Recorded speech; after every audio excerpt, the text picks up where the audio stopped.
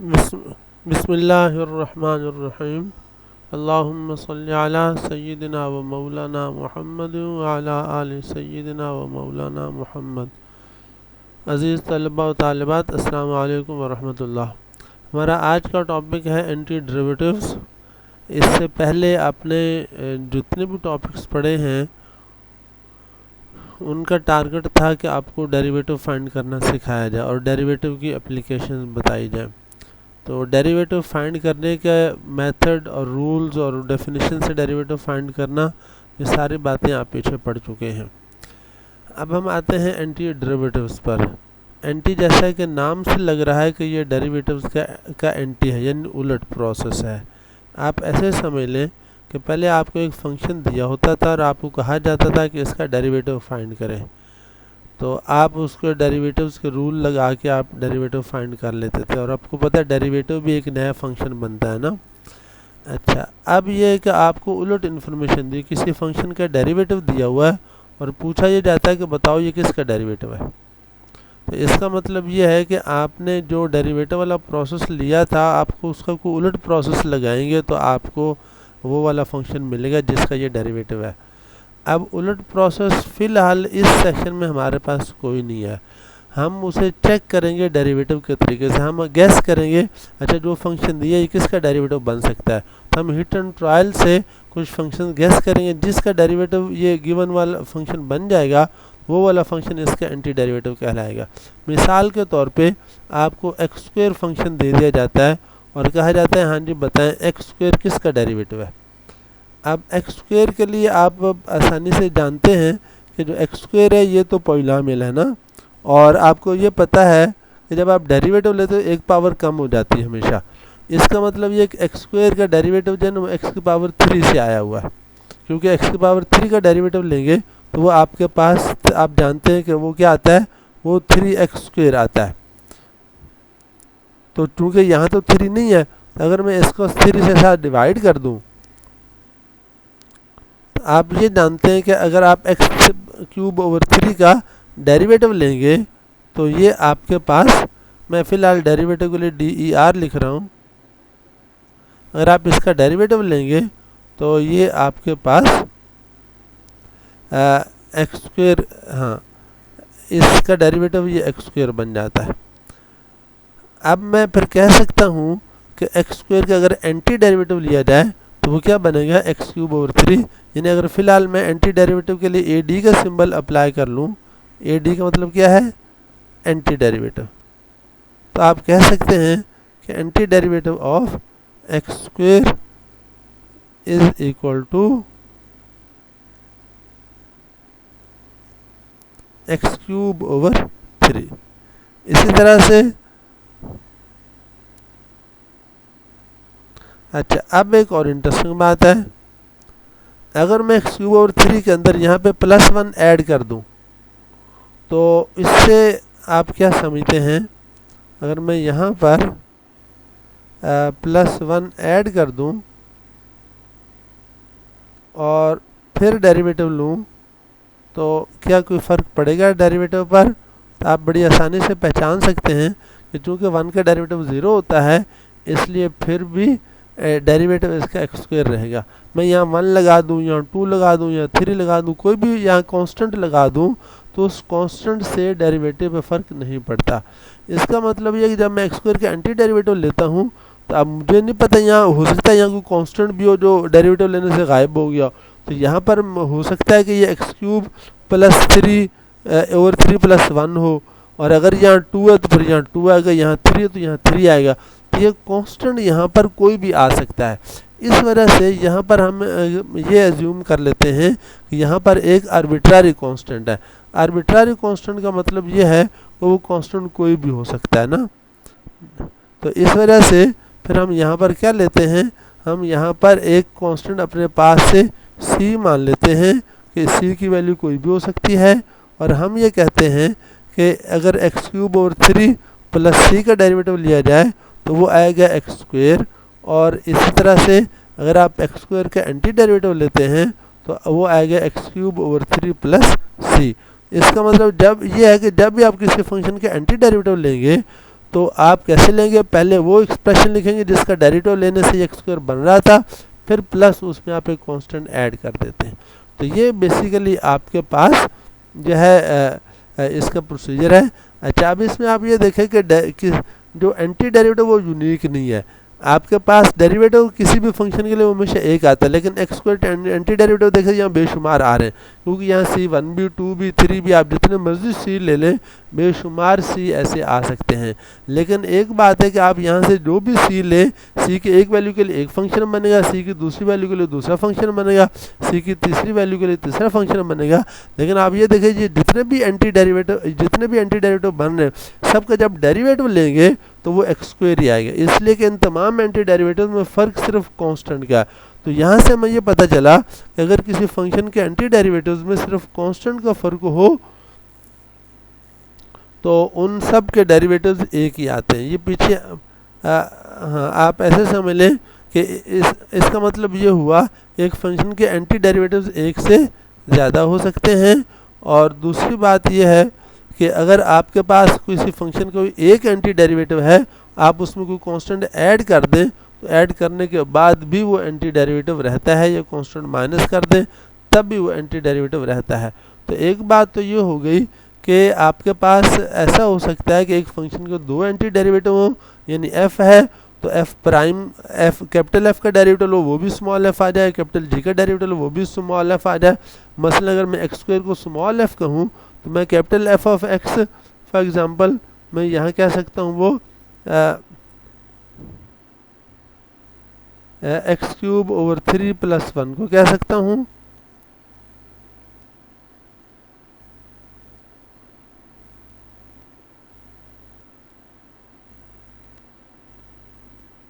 और इसी तरह से जो कैपिटल जी है वो मैं यहाँ पर एक्स क्यूब ओवर 3 + 2 को कह सकता हूँ। और आप देखें तो ये दोनों फंक्शंस ऐसे हैं कि इनकी जब आप डेरिवेटिव लेते हैं तो वो आपके पास वही एक्स स्क्वायर बनता है जिसको हमने पहले स्मॉल एफ कहा था यहाँ पर। तो अब यहाँ पर एक बात ये अहम है समझने की, मतलब नोटेशन की बात है कि पिछले टॉपिक्स में हमें चूँकि फंक्शन का डेरिवेटिव फाइंड करना होता था, जो गिवन फंक्शन होता था हम उसे एफ कहते थे। तो यहाँ पर इसलिए गिवन फंक्शन को एफ कहते थे, उसके डेरिवेटिव के लिए हम उसके ऊपर प्राइम लगा देते थे। अब और बात है हमें जो गिवन फंक्शन है हमें उसका एंटी डेरिवेटिव लेना है, तो इसलिए हम गिवन फंक्शन को अब एफ कहेंगे। इसलिए यहाँ गिवन को एफ कहा है। तो अब इसका एंटी डेरिवेटिव क्या होगा, इसका एंटी डेरिवेटिव ऐसा होगा जिसका डेरिवेटिव लिया जाए तो ये वाला बने। इस वजह से ये नोटेशन थोड़ी सी आपके लिए कंफ्यूजिंग हो सकती है कि एंटी डेरिवेटिव हमने लेना कैसे। तो एंटी डेरिवेटिव ऐसा फंक्शन एफ है, अगर आप उसका डेरिवेटिव लें तो स्मॉल एफ बने, यानी ये शर्त है एंटी डेरिवेटिव बनने की। अगर एफ इस शर्त को पूरा करता हो या जी इस शर्त को पूरा करता हो तो फिर हम एफ प्राइम को नहीं एफ को एंटी डेरिवेटिव कहेंगे या जी को एंटी डेरिवेटिव कहते हैं। और ये जितने भी एंटी डेरिवेटिव्स हैं इनका ये जैसे ही लिखा इनका डिफरेंस हमेशा कांस्टेंट रहता है। जैसे एफ और जी का आप डिफरेंस लें यहाँ पर इनका डिफरेंस 1 आएगा, या आप यहाँ कोई और भी दो कांस्टेंट ले लें, जो मर्जी ले लें, कोई भी दो एंटी डेरिवेटिव हैं उनका डिफरेंस कांस्टेंट ही रहेगा। इसका मतलब यह है कि एंटी डेरिवेटिव यूनिक नहीं है, एंटी डेरिवेटिव किसी एक फंक्शन के बेशुमार होते हैं। अब हम एक आगे चलते हैं कि ये जो कांस्टेंट का डिफरेंस है इससे फ़र्क क्या पड़ता है। क्योंकि आप ये देखें जो स्मॉल एफ है ना, ये कैपिटल एफ का डेरिवेटिव है, यानी कि जो एंटी डेरिवेटिव है उसकी स्लोप का ये फार्मूला है। स्मॉल कैपिटल एफ जिसे हम एंटी डेरिवेटिव कह रहे हैं, बेसिकली जब आप इसका डेरिवेटिव लें तो स्मॉल एफ बनता है। इसका मतलब स्मॉल एफ जो है इस कैपिटल एफ की स्लोप का फार्मूला है। अब ये जितने भी एंटी डेरिवेटिव अगर हम इनको स्केच करें, मसलन यहाँ पर देखें तो ये मुख्तलिफ एंटी डेरिवेटिव स्केच बनाए हुए हैं।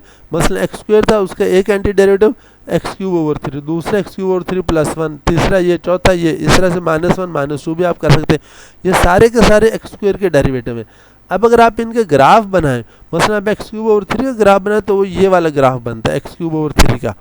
अब अगर आप इसमें +1 ऐड करिए ऊपर शिफ्ट हो जाता है, +2 ऐड करें ऊपर शिफ्ट हो जाता है, +3 शिफ्ट हो जाता है, -1 करें नीचे शिफ्ट हो गया, -2 करें और नीचे शिफ्ट हो गया। आप ये देखें कि ये जितने भी फंक्शन हैं ये सारे एक फंक्शन की शिफ्टिंग से बन रहे हैं।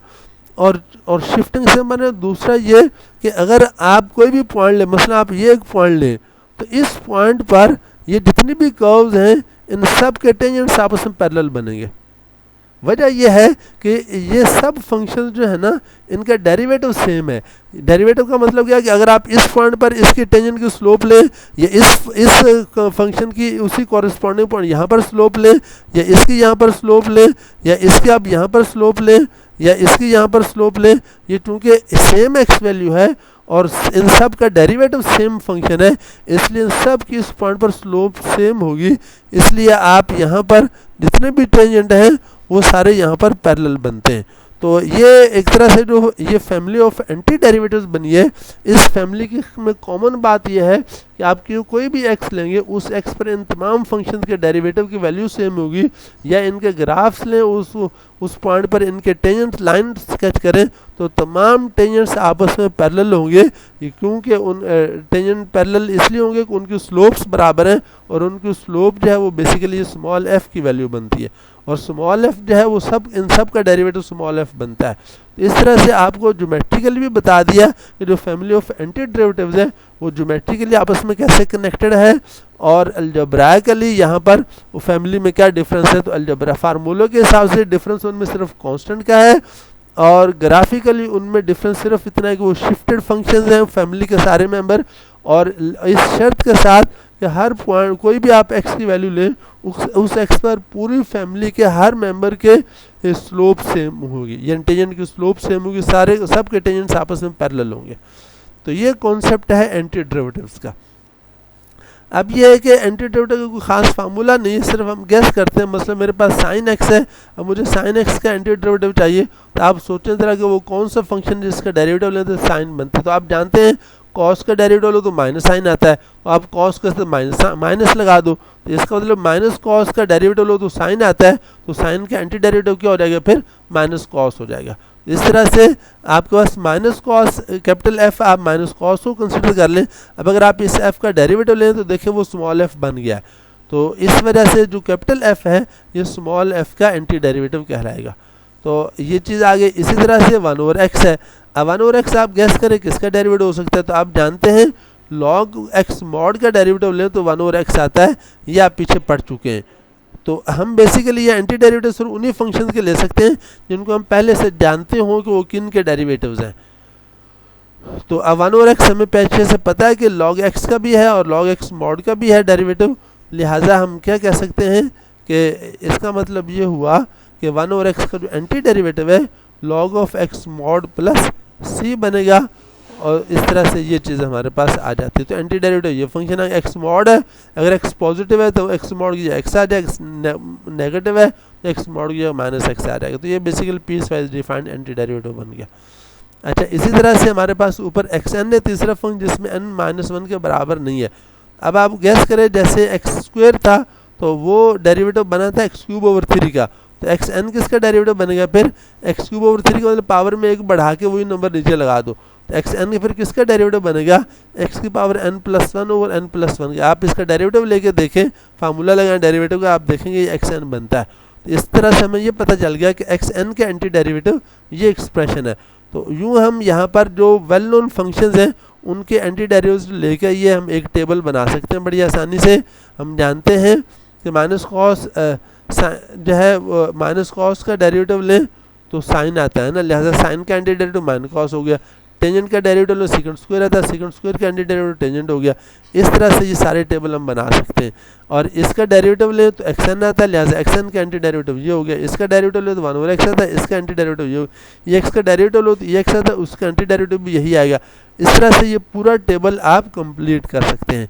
ऐसे आप ये भी जानते हैं कि अगर आपके पास आपके पास अगर c(f(x) का आपको एंटी डेरिवेटिव लेना है, तो आप देखें वो कौन सा फंक्शन जिसका फर्ज करें कि इस f का एंटी डेरिवेटिव आपको दिया हो, स्मॉल f का ना, स्मॉल f का डेरिवेटिव फर्ज करें कैपिटल F है, तो आपने इस स्मॉल f के कांस्टेंट मल्टीपल का एंटी डेरिवेटिव लेना हो तो क्या करें, उस जो f का एंटी डेरिवेटिव तो उसका कांस्टेंट मल्टीपल ले लें। आप इसका डेरिवेटिव लेकर देखें वो यही बनेगा। इसका मतलब ये हुआ कि c या f का डेरिवेटिव ये c कैपिटल F है, एंटी डेरिवेटिव ये वाला। ऐसे ही आप जानते हैं अगर स्मॉल f का एंटी डेरिवेटिव कैपिटल F हो, स्मॉल g का एंटी डेरिवेटिव कैपिटल G हो, तो आप अगर इसके सम का डेरिवेटिव लेंगे तो वो small f plus small g बनेगा। इसका मतलब ये हुआ कि कि एफ प्लस जी का anti derivative capital F plus capital G है। तो यूँ आप एंटी डेरिवेटिव के कॉन्सेप्ट से इसे ले सकते हैं। आसान तरीका यह है कि जिसको आप एंटी डेरिवेटिव क्लेम कर रहे हैं उसका डेरिवेटिव लेके देखें कि वो ये बनता है या नहीं। तो जो कुछ सेकंड कॉलम में है यहाँ पर, अगर इसका डेरिवेटिव फर्स्ट कॉलम के फंक्शन बनते हो, मेंबर बनते हो, तो इसका मतलब फर्स्ट कॉलम के मेंबर्स का एंटी डेरिवेटिव ये है। इस तरह से यहाँ पर जो थर्ड कॉलम के फंक्शन हैं इनके डेरिवेटिव लेने से अगर ये वाले फंक्शन बनते हो तो इसका मतलब ये है कि इनके एंटी डेरिवेटिव ये वाले फंक्शन है। तो यहाँ कांस्टेंट ऐड के बगैर लिखा हुआ है, फंडामेंटल फंक्शन लिखा हुआ है, बाकी आप इनमें जितने भी एंटी डेरिवेटिव इनमें कांस्टेंट ऐड कर देंगे तब भी ये एंटी डेरिवेटिव ही रहते हैं। अच्छा, अब आपके पास फॉर एग्जांपल ये एक फंक्शन है g 4 sin x plus 2x 5 minus x square root over x.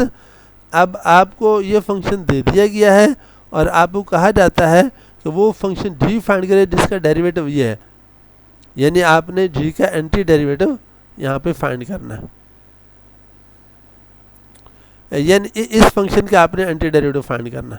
इस जी का डेरिवेटिव ये वाला फंक्शन है तो आपने इसका एंटी डेरिवेटिव ज़ाहिर है वो जी होगा, तो आपने इसका एंटी डेरिवेटिव फाइंड करना। तो इसका आसान तरीके पीछे आप सम और कांस्टेंट मल्टीपल के रूल देख चुके हैं।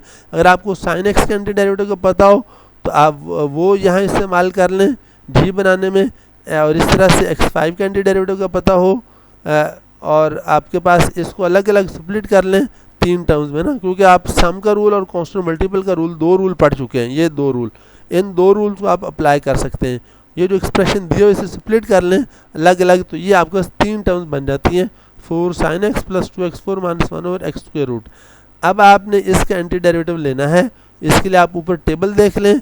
इसका एंटी डेरिवेटिव जी बनेगा तो जी कैसे आएगा, साइन एक्स का anti derivative minus cos x लगा दें, x4 का anti derivative x5 over 5, x पर माइनस 1/2 का एंटी डेरिवेटिव, इसी में पावर में 1 ऐड करके वो नीचे लिख दें, क्योंकि एंटी डेरिवेटिव का फार्मूला हम पीछे देख चुके हैं। वो हमारे पास यही बनता था कि अगर एक्स एन है, सिर्फ शर्त यह कि एन -1 नहीं होना चाहिए, उसके अलावा ये कोई भी रियल नंबर हो सकता है। तो आपके पास रूल क्या है कि इसका एंटी डेरिवेटिव क्या है कि आप इसकी पावर में 1 ऐड करें और वही आप इसके नीचे डाल दें। तो ये आपके पास रूल लगाने से इस रूल के तहत x4 का एंटी डेरिवेटिव भी आ गया, इसका भी आ गया। तो चूँकि तीनों के अलग अलग एंटी डेरिवेटिव्स का पता है, कांस्टेंट मल्टीपल का एंटी डेरिवेटिव उसके एंटी डेरिवेटिव का कांस्टेंट मल्टीपल होगा, और सम पर भी रूल लगा लें तो ये आपके पास यही चीज़ बन जाती है। और प्लस आप इसमें आर्बिट्ररी कांस्टेंट ऐड कर दें। अच्छा, अब आप मज़ीद आते हैं। अब एक बात और है कि एंटी डेरिवेटिव तो पूरी एक फैमिली आती थी, या दूसरे लफ्ज़ में अब आप यूँ समझें कि ये आपके पिछला रिवर्स प्रोसेस है कि आपको डेरिवेटिव दिया होता है, आपने असल फंक्शन बनाना होता है कि ये असल फंक्शन को ग्राफिकली आप ये चीज़ें कर चुके हैं। अगर एफ़ का फंक्शन दिया हो तो उसके डेरिवेटिव का ग्राफ बनाना, और डेरिवेटिव का ग्राफ दिया हो तो उससे एफ़ का ग्राफ बनाना, ये बातें आप पहले सीख चुके हैं। अब हम यहाँ पर उसको अलजेब्राइकली यानी उनके एक्सप्रेशन के हवाले से कर रहे हैं। अगर किसी फंक्शन का डेरिवेटिव दिया हो तो वो फंक्शन ढूंढना जिसका ये डेरिवेटिव होता है। और अब यहाँ पर एग्जांपल 3 में एक और बात है कि आपको एक तो डेरिवेटिव दिया हुआ है, दूसरा एक और इन्फॉर्मेशन दी हुई f0-2, यानी जो एंटी डेरिवेटिव आपने फाइंड करना है उसकी एक वैल्यू भी आपको दे दी। इस वैल्यू को देने का मतलब ये है कि ये जो एंटी डेरिवेटिव f है 0 पर इसकी वैल्यू -2 है। दूसरे लफ्ज़ में अगर आप इसका ग्राफ बनाएंगे तो 0 पर इस फंक्शन का ग्राफ 0-2 में से पास करेगा। इसका ग्राफ क्योंकि x की वैल्यू 0 है और y की वैल्यू -2 है, तो ये ऐसा ग्राफ है जो 0-2 में से पास करेगा। इसका मतलब क्या हुआ? इसका मतलब ये है कि उसने आपको, जब आप इसका एंटी डेरिवेटिव लेंगे तो पूरी फैमिली आएगी, तो पूरी फैमिली में से सिर्फ एक ही मेंबर ऐसा होगा जो इस पॉइंट में से पास करेगा। इसलिए कि आप पीछे ये देख चुके हैं कि फैमिली के मेंबर्स आपस में इंटरसेक्ट नहीं करते हैं कहीं पर भी, वो एक दूसरे के साथ साथ चलते हैं, इंटरसेक्ट नहीं करेंगे। और दूसरी बात यह है कि ये यहाँ पर तो आपको बीच में गैप लग रहा है ना कि उसने होल नंबर ऐड किए 1 2 3, वरना अगर आप बीच वाले जो गैप 1 और 2 के दरमियान वाले सारे रियल नंबर बारी बारी ऐड करेंगे तो फिर ये जो 1 वाला ग्राफ और 2 वाला ग्राफ इसके दरमियान में कर्व्स इस तरह की बन जाएंगी। दर हकीकत ये पूरा प्लेन इन फैमिली से भरा हुआ है, यानी गैप नहीं होता। अगर आप बारी बारी हर रियल नंबर इसमें ऐड करते जाएंगे तो ये कर्व के साथ कर्व अटैच होगी और यूं पूरा जो प्लेन है इस फैमिली से भर जाता है, और आप इस प्लेन का कोई भी एक पॉइंट चूज़ करेंगे तो उस पॉइंट में से इस फैमिली का कोई ना कोई एक मेंबर ज़रूर पास करेगा, और वो एक ही पास करेगा, एक से ज़्यादा पास नहीं कर सकते, इसलिए कि ये मेंबर्स एक दूसरे को इंटरसेक्ट नहीं करते। तो यहाँ पर उसने आपको जो इजाफी मालूमात दी हैं, इसके देने का फ़ायदा ये है कि आप फैमिली का वो ख़ास मेंबर लोकेट कर सकते हैं जो इस पॉइंट में से पास कर रहा हो। तो इसलिए पहले हम जनरल एंटी डेरिवेटिव फाइंड करते हैं, यानी फैमिली फाइंड करते हैं, फिर उस फैमिली का वो ख़ास मेंबर फाइंड करेंगे जो इस पॉइंट में से पास कर रहा हो, इसलिए कि उसने फैमिली के मेंबर के हमें एक इजाफी मालूमात दे दी हैं। और ये इजाफी मालूमात आपने अभी देखा कि आप प्लेन का कोई भी पॉइंट दे सकते हैं, क्योंकि पूरा प्लेन फैमिली मेंबर से भरा हुआ है, सिवाय ऐसा हो सकता है कि उसकी कुछ हिस्से ऐसे हों जहाँ पे ये डिफाइंड ना हो, वरना जहाँ जिस रीजन में ये एंटी डेरिवेटिव डिफाइंड होंगे उस रीजन का कोई भी पॉइंट आप लेंगे तो उस पॉइंट में से इस फैमिली का कोई ना कोई मेंबर पास करेगा। अब फंक्शन हमारे पास ये वाला है, हमें इसका एंटी डेरिवेटिव चाहिए, तो पहले हम इसको ई पावर एक्स लेते हैं। ई पावर एक्स आप जानते हैं कि इसका एंटी डेरिवेटिव ई एक्स ही होता है, और 1/1 प्लस एक्स स्क्वायर आप जानते हैं tan इनवर्स एक्स का डेरिवेटिव 1/1 प्लस एक्स स्क्वायर होता है, तो 1/1 प्लस एक्स स्क्वायर का एंटी डेरिवेटिव tan इनवर्स हो गया, 20 कांस्टेंट साथ लग गया, प्लस ये आर्बिट्ररी कांस्टेंट आ गया। तो ये हमारे पास इस फंक्शन का कि जो फैमिली है वो आ गई, ये एंटी डेरिवेटिव फंक्शन बन गया है, सी इसमें आर्बिट्ररी है। अब हम इस फैमिली का वो ख़ास मेंबर लेते हैं जिसमें जब x को 0 रखा जाए तो y-2 आए। इसका तरीका ये है कि आप इसी फैमिली के अंदर ये पॉइंट डाल के c की वैल्यू फाइंड कर लें, तो यहाँ x की जगह 0 लगा दें, और ये x की जगह 0 f(0) आ गया, e की power 0 plus 20 tan inverse 0 plus c, तो ये आपके पास f(0) की वैल्यू आ गई। और दिया हुआ क्या है कि f(0) -2 के बराबर है, लिहाजा आप इस पूरी वैल्यू को -2 के बराबर रख दें, और यहाँ से इसे सॉल्व कर लें। e की पावर 0 आप जानते हैं 1 होता है, tan इनवर्स 0 जो है वो आपके पास tan 0 0 होता है ना, तो tan इनवर्स 0 भी 0 होगा, इस तरह से ये 0 हो गया, तो आपके पास ये 1 प्लस सी -2 रह गया। इस 1 को दूसरी तरफ ले जाए तो c की वैल्यू आपके पास -3 आ जाती है। ये c की वैल्यू जब यहाँ लगाएंगे तो ये आपके पास एंटी डेरिवेटिव बन गया। अब इस एंटी डेरिवेटिव की खास बात क्या है, आप इसका डेरिवेटिव लें तो इसका डेरिवेटिव जो है ये वाला एक्सप्रेशन बनेगा, और अगर आप इसमें x या 0 लगाएं तो इसकी वैल्यू -2 बनती है। तो ये वाला फंक्शन इन दोनों शराइत को पूरा करता है, इस शर्त को भी पूरा करता है, इसका डेरिवेटिव ये आता है, और ये इस शर्त को पूरा करता है कि 0 में से पर इसकी वैल्यू -2 आती है। तो इस तरह से आप देखें कि इतनी इंटरेस्टिंग बात है, आपको फंक्शन का डेरिवेटिव दिया हुआ था और आपने वो फंक्शन ढूंढ लिया, वो ख़ास मेंबर जो जिसका डेरिवेटिव ये बनता है, और वो इस पॉइंट में से गिवन पॉइंट में से पास करता है। अब आप थोड़ा सा और आगे चले जाएं, एग्जांपल 4 देखें। एग्जांपल 4 में आपको एक फंक्शन का सेकंड डेरिवेटिव दिया हुआ है और साथ आपने f फाइंड करना है। तो अब ये f आप कैसे फाइंड करेंगे, आप बड़ी आसानी से देख सकते हैं कि आप एक दफ़ा इसका एंटी डेरिवेटिव लेंगे तो f प्राइम आएगा, फिर उसका एक दफ़ा और एंटी डेरिवेटिव लेंगे तो f आएगा। जिस तरह से आप हायर ऑर्डर डेरिवेटिव्स ले सकते हैं, इसी तरह से आप एंटी डेरिवेटिव्स भी सक्सेसिवली ले सकते हैं। तो यहाँ आप 2 दफ़ा एंटी डेरिवेटिव लेंगे तो आपका f बन जाएगा। तो अब चूंकि आप 2 दफ़ा एंटी डेरिवेटिव लेंगे, हर दफ़ा एक एंटी डेरिवेटिव लेने से एक आर्बिट्ररी कांस्टेंट ऐड हो जाता है, तो आपके पास आखिर में जो एंटी डेरिवेटिव f बनेगा उसके अंदर 2 आर्बिट्ररी कांस्टेंट होंगे, और उन दोनों को इंडिपेंडेंटली आप कोई भी वैल्यू दे दें तो वो जो फंक्शन होगा वो आपका इस शर्त को पूरा करेगा कि उसका सेकंड डेरिवेटिव इसके बराबर हो। तो अब चूँकि 2 कांस्टेंट है आर्बिट्ररी, अगर आपने 2 को फिक्स करना हो तो आपको फिर इस f की 2 इन्फॉर्मेशन चाहिए कि f के 2 पॉइंट चाहिए जिनमें से ये f पास करता हो, अगर आपने मेंबर को फिक्स करना। अदरवाइज ये जो f बनेगा जिसका सेकंड डेरिवेटिव हो तो ये बनता है, ये f जो है ये बेसिकली ये भी एक पूरी फेमस है, ये यहाँ बना हुआ है, अभी हम देखते हैं कैसे बना है। तो ये देखिए इसमें 2 कांस्टेंट सी डी हैं, सी को आप अलग से अपनी मर्ज़ी की वैल्यू दे सकते हैं, डी को आप अलग से अपनी मर्ज़ी की वैल्यू दे सकते हैं। तो ये बेसिकली जब एक कांस्टेंट था तो हम उसे एक फैमिली कहते थे, उसमें एक उसे हम अब आप यूँ कह लें हम उसे 1 पैरामीटर फैमिली कह सकते हैं कि हमारे पास एक पैरामीटर वेरी करने से फैमिली बनती थी। अब यहाँ हमारे पास 2 पैरामीटर है सी और डी। सी को भी वेरी करने से फैमिली के मुख्तलिफ मेंबर आते हैं, डी को भी वेरी करने से मुख्तलिफ मेंबर आते हैं। डी को फिक्स करते रहो, सी को वेरी करते रहो, एक फैमिली जनरेट हो जाएगी, फिर डी को दूसरी वैल्यू दो, फिर सी को वेरी करते रहो, फिर एक और फैमिली जनरेट हो जाएगी। इस वजह से हम इस जिसमें 2 आर्बिट्रारी कांस्टेंट हो हम इसे 2 पैरामीटर फैमिली ऑफ फंक्शंस कह सकते हैं, क्योंकि इसमें 2 आर्बिट्रारी कांस्टेंट है। अब ये 2 पैरामीटर फैमिली ऑफ फंक्शंस है, इसका सेकंड डेरिवेटिव लो तो ये आता है। अब इसका अगर कोई ख़ास मेंबर आपने फिक्स करना है जो आपके इंटरेस्ट का हो तो आपको इस एफ के बारे में 2 इन्फॉर्मेशन देनी पड़ेगी, 2 पॉइंट्स देने पड़ेंगे। और यहाँ देखो तो 2 पॉइंट्स दिए हुए हैं कि 0 पर ऐसा फंक्शन फाइंड करना है 0 पर उसकी वैल्यू 4 हो और 1 पर उसकी वैल्यू 1 हो। जब ये 2 इन्फॉर्मेशन आप इसमें यूज़ करेंगे तो इससे आपको सी और डी दोनों की वैल्यू मिल जाएगी। अब हम देखते हैं हम इसे ये ऐसा एफ कैसे फाइंड करते हैं। तो सबसे पहले हमें ये फंक्शन दिया हुआ है, हम इसका एंटी डेरिवेटिव लेते हैं। तो 12 कांस्टेंट मल्टीपल है, 12 को उसी तरह से रहने दें। आप एक्स स्क्वायर देखें, एक्स स्क्वायर का एंटी डेरिवेटिव क्या होता है, तो पीछे आप पढ़ चुके हैं। इसका एंटी डेरिवेटिव पावर में एक ऐड करें वही नीचे लगा दें, इसका anti derivative x cube over 3 आ गया प्लस 6। वैसे ही एक्स का anti derivative x square over 2 minus 4 के साथ 1 है, 1 को आप x की पावर 0 कह सकते हैं। x की पावर 0 का एंटी डेरिवेटिव बनेगा x की पावर 0 प्लस 1 ओवर 1। तो इस तरह से ये x आ गया प्लस ये आर्बिट्रारी कांस्टेंट आ गया। तो यूँ हमारे पास ये एंटी डेरिवेटिव का एक एंटी डेरिवेटिव आ गया। क्योंकि ये सेकंड डेरिवेटिव था f का, इसके एक दफ़े एंटी डेरिवेटिव ले तो हमारे पास f प्राइम आ गया। तो अब ये इसको थोड़ा सिंपलीफाई करके ये दूसरा बना लें। अब ये भी पॉलिनॉमियल है, इसका एंटी डेरिवेटिव लेना भी आसान। तो आपने ये देख लिया कि पॉलिनॉमियल का एंटी डेरिवेटिव लेना बहुत आसान है।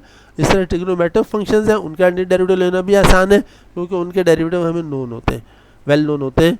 अब यहाँ पर 4x³ है, 4 वैसे ही रहेगा। x³ का anti derivative x4 over 4 plus 3 आ गया ये, और x² का एंटी डेरिवेटिव x³ ओवर 3 फिर माइनस 4 वैसे, x का anti derivative x² over 2 plus c के साथ आप समझ लें कि x की पावर 0 लगा हुआ है।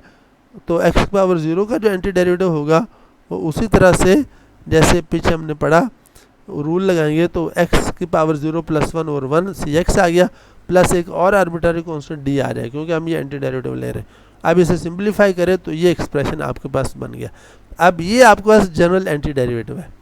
अब यहाँ पर c और d की वैल्यूज आपने फाइंड करनी। गिवन ये है कि 0 पर वैल्यू 4 है, 1 पर वैल्यू 1 है। तो आप पहली दफ़ा ये करें, पहले आप 0 वाला यूज़ कर लें, क्योंकि उससे आपको एक वैल्यू निकल आएगी। अगर आप पहले 1 यूज़ करेंगे तो उसमें आपके लिए मसला है। तो पहले क्योंकि 1 यूज़ करें सी और डी दोनों सर्वाइव करेंगे, तो पहले 0 वाली वैल्यू यूज़ कर लें। तो एक 0 वाली वैल्यू यूज़ करेंगे तो आपके पास x या 0 लगाया तो ये टर्म भी 0, ये भी 0, ये भी 0, ये भी 0, सिर्फ d बचेगा। इस वजह से f of 0 is equal to d आएगा, और f ऑफ 0 की वैल्यू हमें दी 4, लिहाजा d 4 के बराबर आ गया। तो इस तरह d की वैल्यू निकल आई। अब ये d की वैल्यू वापस इसमें डाल दें। अब आप दूसरी वैल्यू का इस्तेमाल करें, f ऑफ 1 इज़ 1। तो आप d यहाँ 4 डालने के बाद इस f ऑफ x ये बन जाएगा नया, उसमें आप x या 1 लगाएं तो f ऑफ 1 आपके पास आ गया। x की पावर 4 तो 1 प्लस x की power 3 1 minus 2x² minus 2 plus c हो गया, और d की जगह 4 हो गया। ये f ऑफ 1 की वैल्यू आ गई। अब दिया हुआ क्या कि f ऑफ 1 1 के बराबर है, तो आप इस वैल्यू को इधर 1 के बराबर कर दें। अब आप इसको सिंप्लीफाई करें तो आपके पास c की वैल्यू माइनस 3 आ जाती है। ये c की वैल्यू वापस यहाँ f ऑफ x के फार्मूले में डाल दें। यहाँ पर c की वैल्यू जगह माइनस 3 डाल दें, d की जगह 4 डाल दें, तो आपके पास ये फंक्शन बन जाता है एंटी डेरिवेटिव। एक तरह से आप देखें कि आपका सेकंड डेरिवेटिव था, आपने वो फंक्शन ढूंढ लिया जिसका वो सेकंड डेरिवेटिव बनता है, और साथ आपने वो ख़ास मेंबर फिक्स भी कर लिया जो एडिशनल जो इन्फॉर्मेशन दी हुई थी इस पर पूरा उतरता हो। तो इस तरह से आपके पास ये आपने बड़ा इम्पोर्टेंट काम सीख लिया है। अब आप यहाँ देख लें example 5, the graph of function f is given figure 3, make a rough sketch of an anti derivative of f given that f of 0 is 2। अब आपने यानी f फंक्शन दिया हुआ है, आपने एंटी डेरिवेटिव का ग्राफ, एंटी डेरिवेटिव का rough sketch बनाना है। तो पीछे आप देख चुके हैं कि एंटी डेरिवेटिव बेसिकली ऐसा फंक्शन है कि जब आप इसका डेरिवेटिव लें तो ये f आए, f का डेरिवेटिव लिया जाए तो वो आपके पास स्मॉल f है।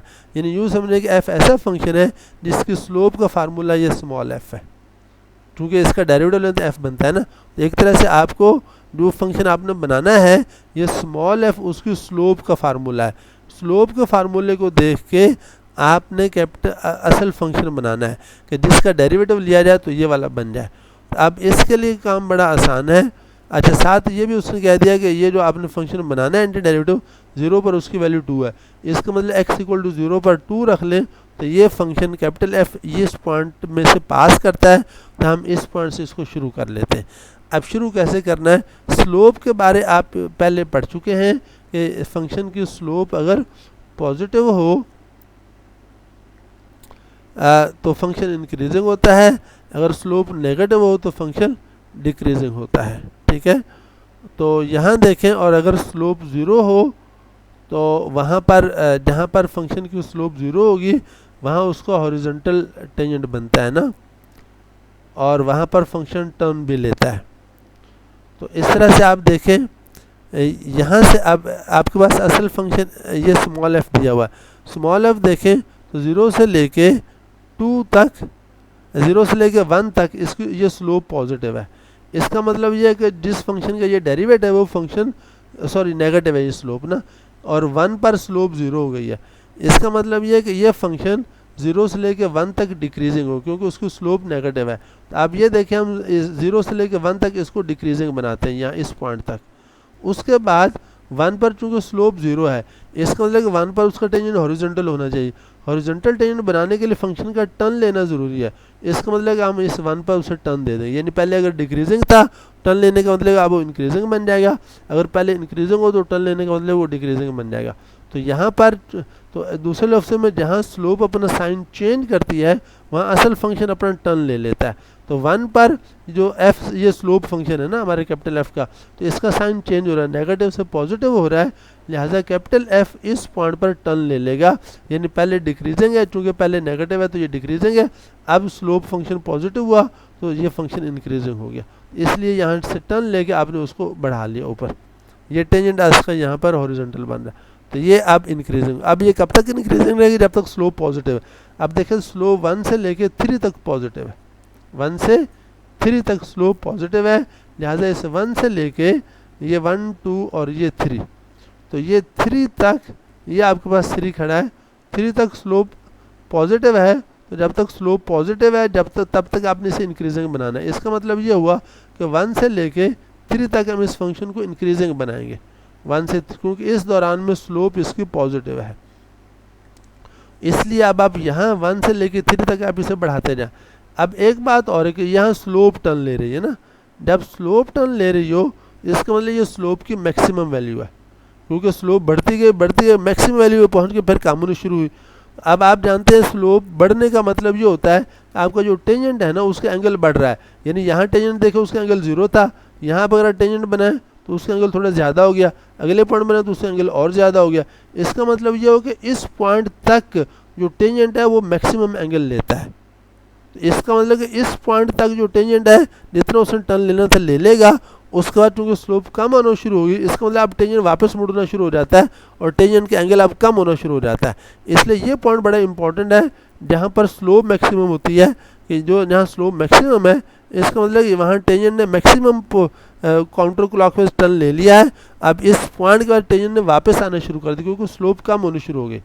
आप जानते हैं 0 से एंगल 0 से 90 की तरफ जाए तो tan थीटा 0 से बढ़ते हुए इन्फिनिटी की तरफ जाता है। इसको जब आपका टेंजेंट टर्न लेते हुए उसका एंगल बढ़ता जाए 0 से 90 की तरफ जाए तो आप ऐसे समझे स्लोप बढ़ रही है। अगर टेंजेंट लाइन का एंगल 90 से कम होते 0 की तरफ आए तो आप समझो कि स्लोप उसकी कम हो रही है।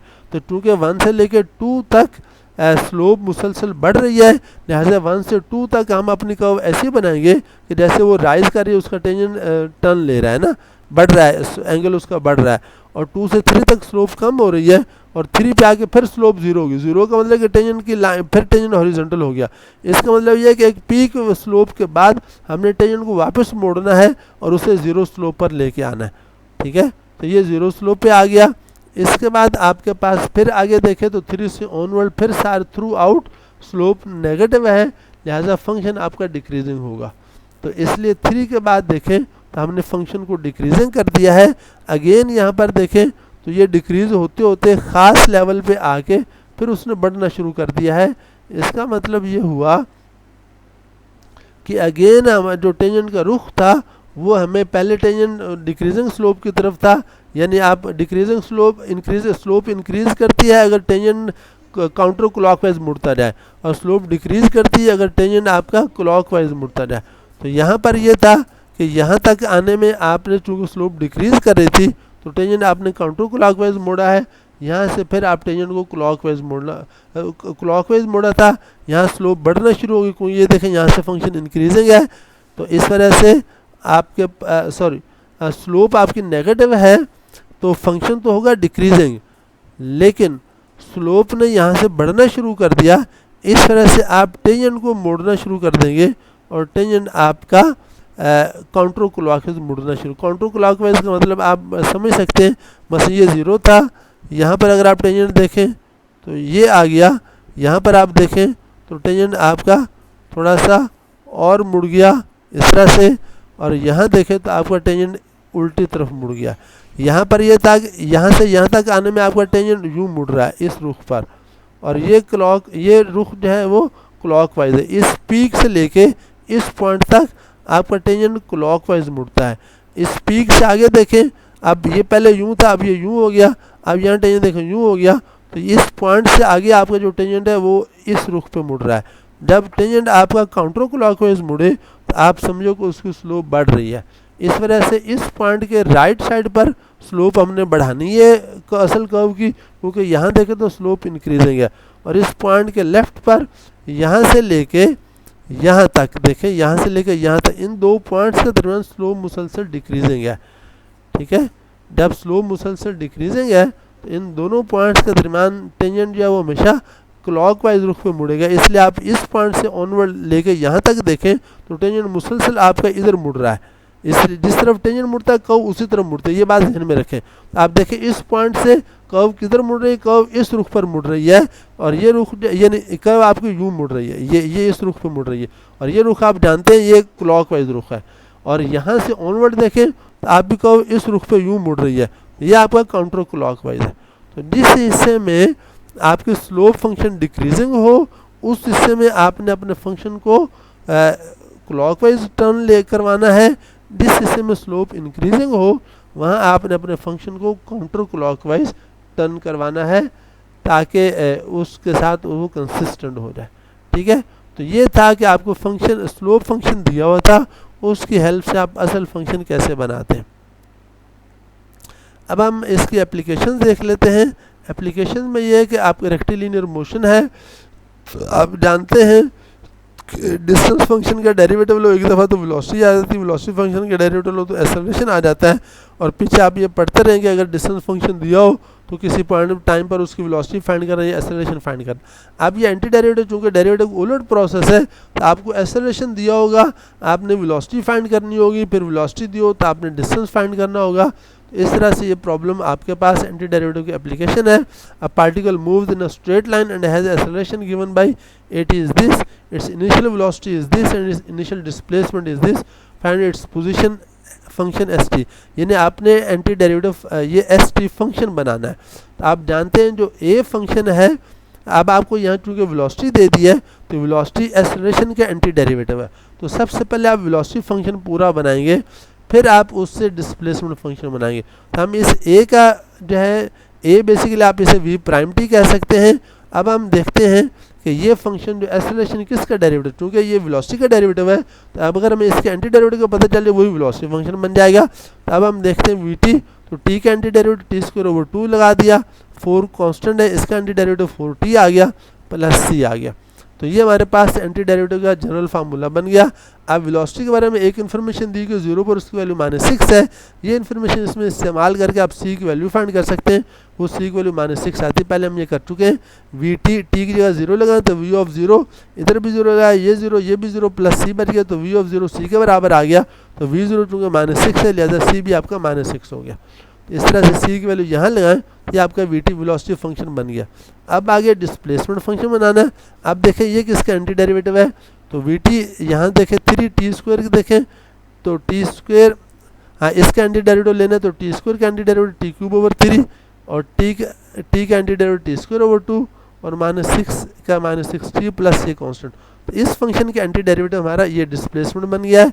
अब इसमें हमें उस पर डिस्प्लेसमेंट की इन्फॉर्मेशन दी हुई है कि 0 पर डिस्प्लेसमेंट 9 है, तो हम एस एस टी में टी की जगह 0 लगा के तो यहाँ से डी की वैल्यू 9 फाइंड कर सकते हैं। वो आप यहाँ डालेंगे तो आपके पास S S T displacement function बन गया। तो हमारी ये एग्जांपल कंप्लीट हो गई।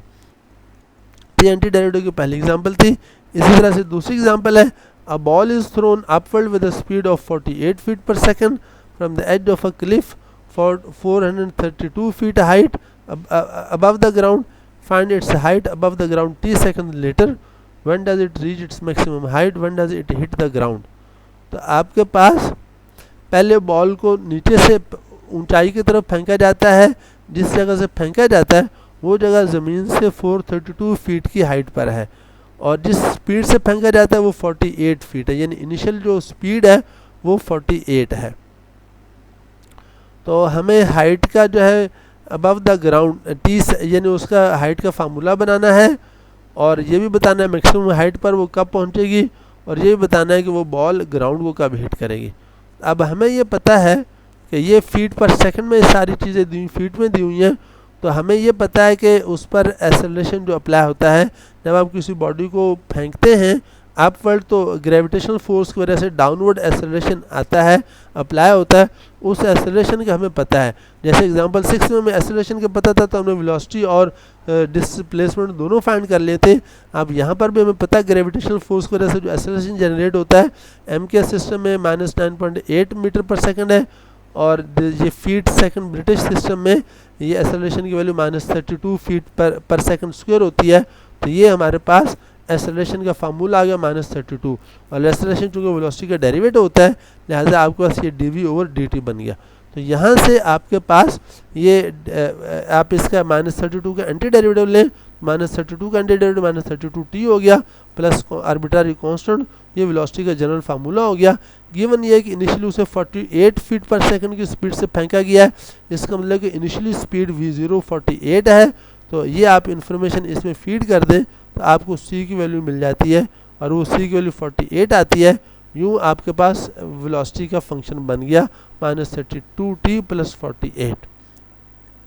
अब मैक्सिमम हाइट हमें देखनी है, तो मैक्सिमम हाइट ज़ाहिर है वहाँ पर होगी जहाँ आपकी वेलोसिटी 0, जहाँ पे पार्टिकल जाके रुक जाए, बॉल जाके रुक जाए, मैक्सिमम हाइट पर उसकी वेलोसिटी 0 हो जाती है। इसलिए ग्रेविटेशनल फोर्स अपोजिट डायरेक्शन में काम कर रही है, तो वो उसको एक्सेलरेशन नेगेटिव था ना, नेगेटिव का मतलब ये है कि वो स्लो डाउन हो, रिटार्डेशन हो, डेसेलरेशन होगा, तो वो ग्रेविटेशनल फोर्स उसे स्लो करती जाती है। तो एक ख़ास हाइट पर जाके वो उसकी वेलोसिटी बिल्कुल 0 हो जाती है, और जब 0 हुई तो इसका मतलब वहाँ से वो आगे नहीं जा सकता, वही उसकी मैक्सिमम हाइट होती है। तो मैक्सिमम हाइट की पहचान ये है कि उस पर वेलोसिटी 0 है, तो हम इस v2 को 0 कर देते हैं, तो v2 की 0 यहाँ से हमें t मिल जाएगा। तो v2 0 का मतलब -32t प्लस 48 को 0 करके वहाँ से t की वैल्यू फाइंड कर लें, तो t 48/32 1.5 सेकंड आता है। इसका मतलब कि बॉल को थ्रो करने के बाद after 1.5 seconds ball maximum height पर पहुँच गए। अब हमें डिस्प्लेसमेंट फंक्शन, ये तो हमने 2 सवालों का जवाब दे दिया है, वेलोसिटी फंक्शन भी फाइंड कर लिया और मैक्सिमम हाइट पर जिस टाइम पे पहुंचेगा वो टाइम भी बता दिया। अब हम डिस्प्लेसमेंट के पार्ट पे आते हैं। अब v जो है ये एस प्राइम टी होता है, लिहाजा हम इसको कह सकते हैं कि this is equal to s prime t. अब आप इसका एंटी डेरिवेटिव लें तो वो आपके पास एस ऑफ टी बनेगा। तो अब उसी तरह से जैसे हम पहले देख रहे थे, -32t का एंटी डेरिवेटिव -16t स्क्वायर, और 48 का anti derivative 48t plus arbitrary constant. अब ये है, ये हमारे पास जनरल फार्मूला बन गया एस टी का।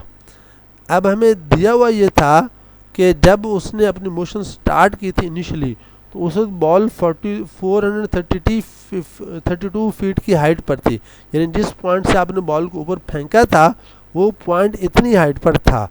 तो एक तरह से आपको उसका इनिशियल डिस्प्लेसमेंट का पता था, तो इनिशियल डिस्प्लेसमेंट 0 पर 432 आ गया, वो आप इसमें डाल दे, t 0 कर दे और s को 432 कर दे, वहाँ से d की वैल्यू आपकी 432 आ गई, वो यहाँ डाल दें। तो यूँ आपके पास ये देखें आपके पास s डिस्प्लेसमेंट फंक्शन का फार्मूला बन गया।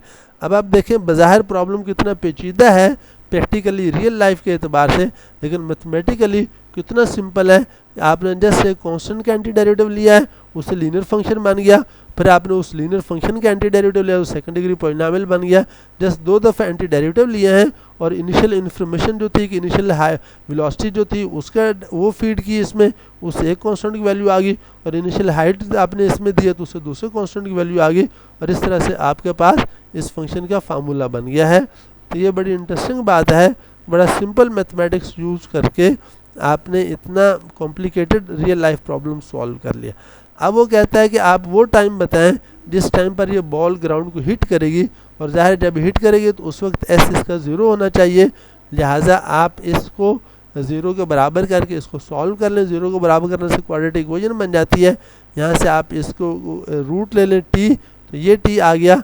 अब माइनस वाला साइन नहीं आ सकता इसलिए कि ये 3 × 13 का स्क्वायर रूट 3 से बड़ा है, तो डिफरेंस नेगेटिव हो जाएगा, टाइम नेगेटिव होता नहीं है, तो हम प्लस वाला केस ले लेंगे। तो ये जो एक्सप्रेशन है ये आपको वो टाइम देता है जिससे बॉल ग्राउंड को हिट करेगी, और ये चूँकि इसमें एक इरेशनल नंबर आ गया इसलिए हमें सिर्फ इसके अप्रॉक्सीमेट वैल्यू दे सकते हैं, वो 6.9 है।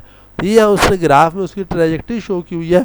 आप इसमें एक बात नोट करें, जब आप ये हाइट वाला प्रॉब्लम लेते हैं बॉल को ऊपर थ्रो करने वाला, तो उसमें एक इम्पॉर्टेंट ये होता है कि आपने ओरिजिन कहाँ चूज़ किया है। तो सारे डिस्टेंसेस ओरिजिन के हिसाब से लिए जाते हैं, और ये कि पॉजिटिव डायरेक्शन आपकी कौन सी है। तो आमतौर पे अगर सिर्फ मोशन डाउनवर्ड हो तो फिर हम टॉप को ओरिजिन मान लेते हैं और पॉजिटिव डायरेक्शन एक्स एक्सिस की डाउनवर्ड ले लेते हैं। अगर सिर्फ मोशन अपवर्ड हो तो फिर हम ले लेते हैं कि ओरिजिन बॉटम पर ले लेते हैं और पॉजिटिव डायरेक्शन हम अपवर्ड ले सकते हैं। अच्छा, अगर आप मोशन दोनों तरफ की इन्वॉल्व, ऊपर भी जा रहा है नीचे भी जा रहा है, फिर उसने आपको जो इन्फॉर्मेशन दी उसके हिसाब से देखें, क्योंकि उसने आपको कहा कि ये 432 फीट की हाइट पर है, इसका मतलब ये कि उसने ओरिजिन ग्राउंड लेवल को बनाया हुआ है। तो आपको भी ओरिजिन ग्राउंड लेवल को बनाना होगा, उसके हिसाब से आप अपना सारी चीज़ें बनाएंगे। तो ये 0 पर उसकी हाइट उसने ये 432 शो की है, उसका 1.5 सेकंड पर ये 1 है और ये 1.5 सेकंड है। 1.5 सेकंड पर उसने उसकी पीक शो की है कि जब आपने यहाँ से उसे थ्रो किया है बॉल को, तो ये 1.5 सेकंड में मैक्सिमम हाइट में पहुँच के फिर जैसे टाइम गुजर रहा है वो नीचे आ रहा है, और 6.9 सेकंड पे आके उसने ग्राउंड को हिट कर दिया। तो ये बेसिकली इस फंक्शन का एस ऑफ टी का ग्राफ है। तो ये चूँकि क्वाड्रेटिक है, आप आसानी से समझ सकते हैं इसका ग्राफ पैराबोला बनेगा ना, तो ये आपका उसी तरह से पैराबोलिक प्रोफाइल बन गई। तो इस तरह से अब आप ये प्रॉब्लम यानी प्रैक्टिकल जो मोशन के प्रॉब्लम्स हैं वो भी आप सॉल्व कर सकते, जिसमें एक्सेलरेशन, वेलोसिटी और डिस्प्लेसमेंट इन्वॉल्व हो। और इसी तरह से हमने ऊपर एक वो भी मोशन का ही प्रॉब्लम था, तो वो हम इस एंटी डेरिवेटिव्स की हेल्प से फाइंड कर सकते हैं। अस्सलाम वालेकुम।